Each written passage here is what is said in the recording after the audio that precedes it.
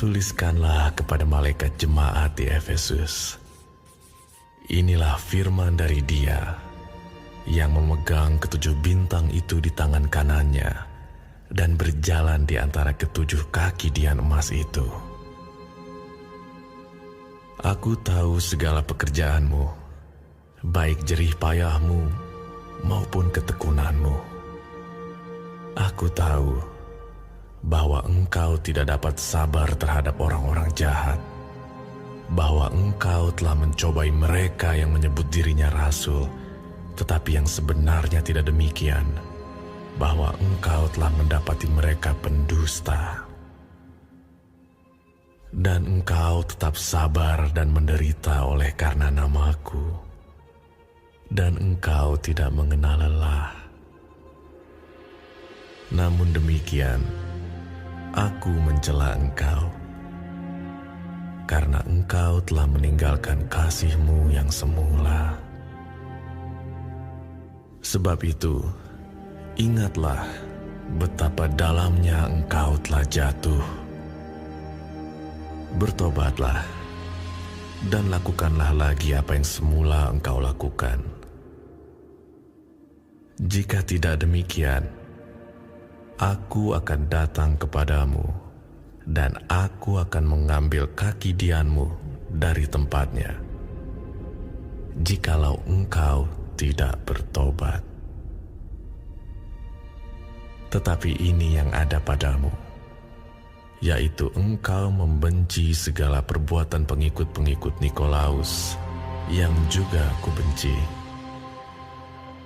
Siapa bertelinga, hendaklah ia mendengarkan apa yang dikatakan Roh kepada jemaat-jemaat.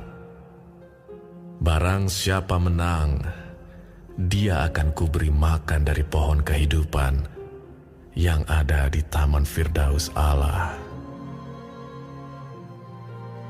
Dan tuliskanlah kepada malaikat jemaat di Smyrna.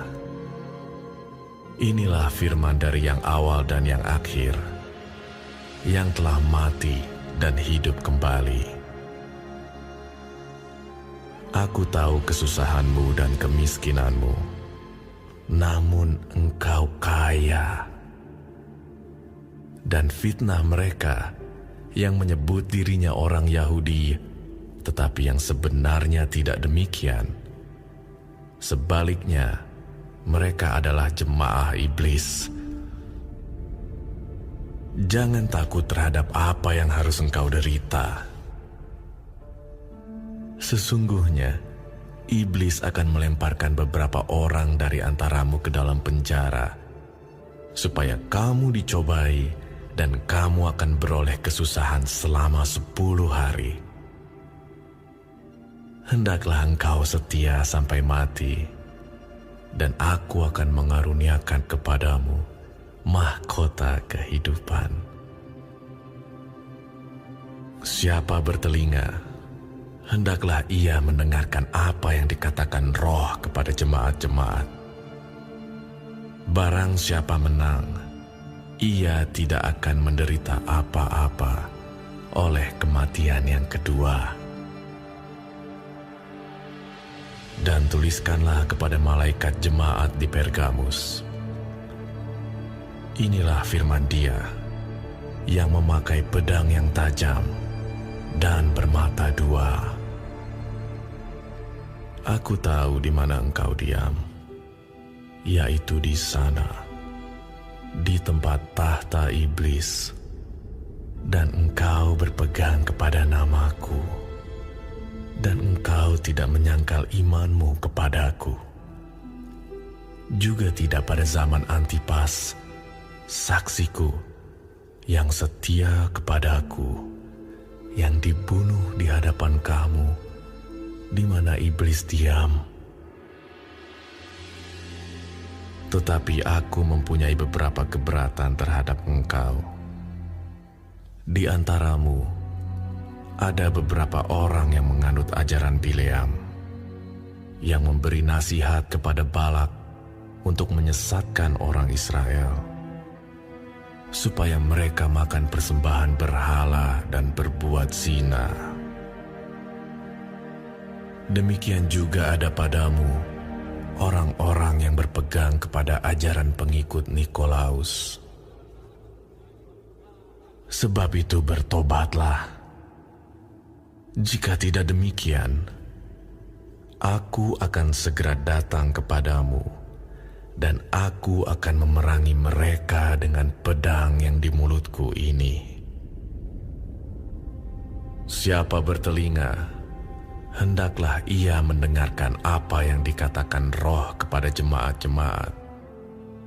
Barang siapa menang, kepadanya akan kuberikan dari mana yang tersembunyi, dan aku akan mengaruniakan kepadanya batu putih, yang di atasnya tertulis nama baru, yang tidak diketahui oleh siapapun, selain oleh yang menerimanya.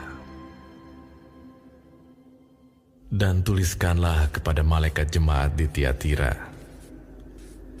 inilah firman Anak Allah, yang matanya bagaikan nyala api, dan kakinya bagaikan tembaga. Aku tahu segala pekerjaanmu, baik kasihmu maupun imanmu, baik pelayananmu maupun ketekunanmu. Aku tahu bahwa pekerjaanmu yang terakhir lebih banyak daripada yang pertama. Tetapi aku mencela engkau, karena engkau membiarkan wanita Izabel yang menyebut dirinya nabiah, mengajar dan menyesatkan hamba-hambaku supaya berbuat zina dan makan persembahan-persembahan berhala. Dan aku telah memberikan dia waktu untuk bertobat, tetapi ia tidak mau bertobat dari zinahnya. Lihatlah, aku akan melemparkan dia ke atas ranjang orang sakit, dan mereka yang berbuat zina dengan dia akan kulemparkan ke dalam kesukaran besar, jika mereka tidak bertobat dari perbuatan-perbuatan perempuan itu. Dan anak-anaknya akan kumatikan, dan semua jemaat akan mengetahui bahwa akulah yang menguji batin dan hati orang, dan bahwa aku akan membalaskan kepada kamu setiap orang menurut perbuatannya.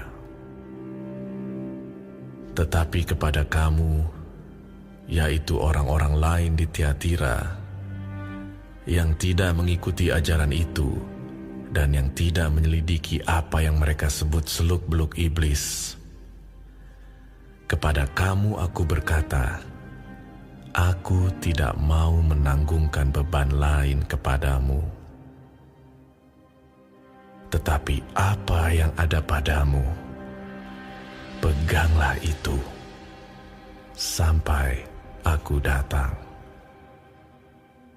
Dan barang siapa menang dan melakukan pekerjaanku sampai kesudahannya, kepadanya akan kukaruniakan kuasa atas bangsa-bangsa, dan ia akan memerintah mereka dengan tongkat besi. Mereka akan diremukkan seperti tembikar tukang periuk, sama seperti yang kuterima dari Bapakku. Dan kepadanya akan kukaruniakan bintang timur. Siapa bertelinga, hendaklah ia mendengarkan apa yang dikatakan Roh kepada jemaat-jemaat.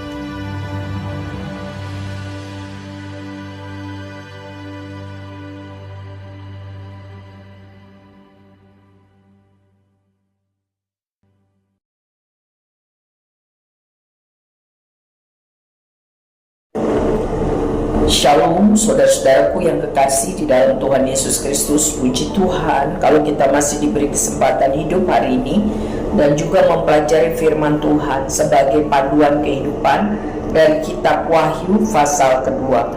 Tuhan Yesus memberkati. Saudara, yang pertama surat kepada jemaat di Efesus.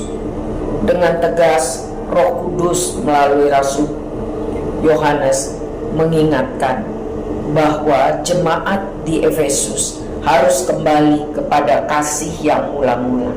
Jemaat Efesus dipuji karena mereka melayani dengan kuat dan giat, rajin, tekun, punya pengajaran yang sehat, memiliki kemampuan membedakan ajaran sesat dan nabi-nabi palsu, dan mereka juga kuat bertahan dalam penderitaan yang hebat, tidak terpengaruh oleh lingkungan. Istilahnya teladan. Tetapi jemaat Efesus dicela oleh rohnya Tuhan Yesus karena mereka giat melayani dalam berbagai bentuk, tetapi telah meninggalkan kasih yang mula-mula. Sangat dalam jatuhnya. Mereka harus bertobat dan berbalik kepada kasih yang mula-mula. Apa maksudnya? Mereka melakukan kegiatan pelayanan itu rutinitas karena kewajiban, sudah kebiasaan. Mereka lupa, mereka tidak sadar bahwa mereka harus melayani Tuhan, bukan pekerjaan Tuhan. Artinya mereka lupa membina hubungan akrab intim dengan Tuhan. Melayani pekerjaan Tuhan seperti lebih penting daripada memelihara hubungan intim kasih dengan Tuhan. Mereka meninggalkan kasih yang mula-mula. Bagaimana dengan kita? Jangan lupa setiap hari kita memberi waktu kita, mengkondisikan roh jiwa tubuh kita untuk mencari Tuhan di dalam pujian, penyembahan, dan doa. Jangan karena kesibukan rutinitas termasuk melayani pekerjaan Tuhan, kita kehilangan kasih yang mula-mula dengan Tuhan. Yang kita layani Tuhan itu harus utama. Pekerjaan Tuhan, pelayanan itu jangan dilakukan dengan rutinitas. Kiranya kalau kita melakukan hal seperti jemaat Efesus, segera kita bertobat sementara masih Tuhan memberi kesempatan. Terpujilah Tuhan. Selanjutnya mengenai jemaat Tuhan di kota Smyrna. Saudaraku, jemaat di kota Smyrna dikenal sebagai jemaat yang mengalami kesusahan, kesulitan, baik secara fisik maupun ekonomi. Ya. Karena sebagian besar dari orang di Smyrna sangat setia kepada pemerintah Romawi yang mengharuskan untuk menganggap kaisar sebagai Tuhan. Sementara orang-orang Kristen yang ada di Smyrna tidak mau melakukan hal tersebut. Mereka hanya mau menyembah Yesus Kristus, Tuhan dan Kristus Mesias itu. Sehingga mereka mengalami kesulitan ekonomi, mengalami banyak penderitaan karena pemerintahan Romawi yang kejam, bahkan mati sebagai martir. Mereka mau hanya setia kepada Tuhan Yesus Kristus. Mereka mengalami penderitaan, ya, karena mereka tetap percaya kepada Tuhan Yesus. Ada tokoh yang namanya Polikarpus dari Smyrna. Dia mengalami banyak penderitaan dan menjadi tokoh teladan di sana. Tuhan Yesus berkata melalui rohnya, "Hendaklah engkau setia sampai mati, maka aku akan mengaruniakan kepadamu mahkota kehidupan." Sama seperti Tuhan Yesus sendiri setia sampai mati di kayu salib. Dia mendorong untuk orang-orang di Smyrna, gereja Tuhan, percaya kepadanya dan setia sampai mati. Tuhan Yesus memuji jemaat Smyrna untuk kekayaan rohani yang mereka kehendaki, yang mereka miliki, yang mereka pegang teguh di tengah kehidupan yang miskin dan banyak menderita. Mereka mampu karena anugerah Tuhan. Mereka kaya secara rohani di dalam Kristus, dan Tuhan menganggap mereka layak untuk menderita baginya. Kekayaan rohani inilah yang menyanggupkan jemaat Smyrna bertahan di tengah penderitaan. Saudara, Marilah kita terus melayani Tuhan dengan setia. Marilah mata kita mengarah hanya fokus tertuju kepada Dia, sumber kekuatan, sumber pengharapan, juru selamat kita satu-satunya. Meskipun saya susah, banyak menderita di dalam dunia, lagu yang terkenal itu mendorong kita untuk mengiring Yesus sampai selama-lamanya. Amin. Selanjutnya mengenai jemaat Tuhan di Pergamus.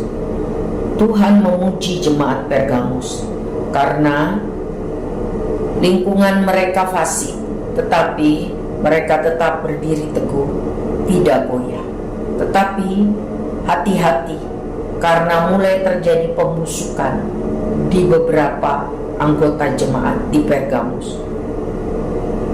Pembusukan rohani itu terjadi karena mulai ada berkembang ajaran sesat yang membuat konsekuensi moral yang merusak, dan jika didiamkan membuat rusak jemaat, bahkan meruntuhkan. Ajaran Bileam adalah ajaran kompromi dengan hal-hal duniawi. Jadi menganggap tidak apa-apa, tidak apa-apa. Padahal hal itu bertentangan dengan firman Tuhan, dengan alasan berbuat yang baik. Ajaran Nikolos mengajarkan tentang hal-hal yang salah, tidak menganggap bahwa Yesus Kristus Tuhan adalah satu-satunya jalan kebenaran dan hidup. Mulai ditawar, mulai ditunda-tunda, mulai mendua hati, tidak sungguh-sungguh hormat kepada Tuhan. Mulai ada itu di dalam jemaat. Jadi mulai ada bahaya kompromi dalam kehidupan jemaat. Sebab itu diingatkan supaya jemaat di Pergamus setia, berkomitmen tegas dengan kebenaran firman Tuhan, menolak kompromi, walaupun mendapat status sosial, pertemanan, tapi kalau itu bertentangan dengan firman Tuhan, harus katakan ya di atas ya, tidak di atas tidak. Menolak kompromi, harus hidup dalam kebenaran firman Tuhan. Tuhan tolong kita semua supaya bisa menjadi pelaku firman, tidak seperti jemaat di Pergamus, karena kalau didiamkan maka akan menjadi busuk. Yang terakhir pada pasal ini adalah mengenai jemaat di Tiatira. Saudara-saudaraku, firman Tuhan dengan tegas mengingatkan jemaat di Tiatira untuk bertobat, untuk sungguh-sungguh takut sama Tuhan, jangan bertoleransi kepada dosa. Sebab jemaat di Tiatira tidak berani menolak dengan tegas masuknya pengajaran sesat, membiarkan perbuatan dosa dalam jemaat. Pengaruh ajaran sesat melalui seorang nabiah yang sikapnya seperti Isabel, istri Raja Ahab, yang mempengaruhi Raja Ahab dan seluruh Israel untuk berpaling dari Allah yang hidup kepada penyembahan dewa Baal dan Asyera. 1 Raja-Raja 16 dan 2 Raja-Raja 9. Dengan jelas Tuhan Yesus rohnya menasehatkan agar jemaat di Tiatira bertobat, kembali berpegang teguh kepada kebenaran firman Tuhan.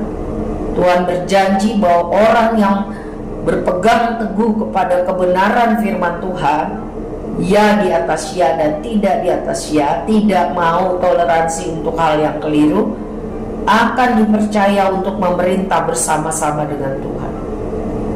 Tapi kalau tersesat harus segera bertobat, karena kesempatan sangat terbatas. Orang yang tidak mau bertobat, Tuhan Yesus menegaskan bahwa Dia sendiri akan menghukumnya. Saudara-saudara yang kekasih, sebab itu kita harus memastikan bahwa kehidupan kita, pelajaran firman Tuhan yang kita dapat, pengajaran yang kita dengar harus sesuai kebenaran firman Tuhan. Mari kita tiru jemaat di Berea. Setiap kali mereka mendengar firman Tuhan, mereka membaca ulang firman Tuhan Alkitab itu.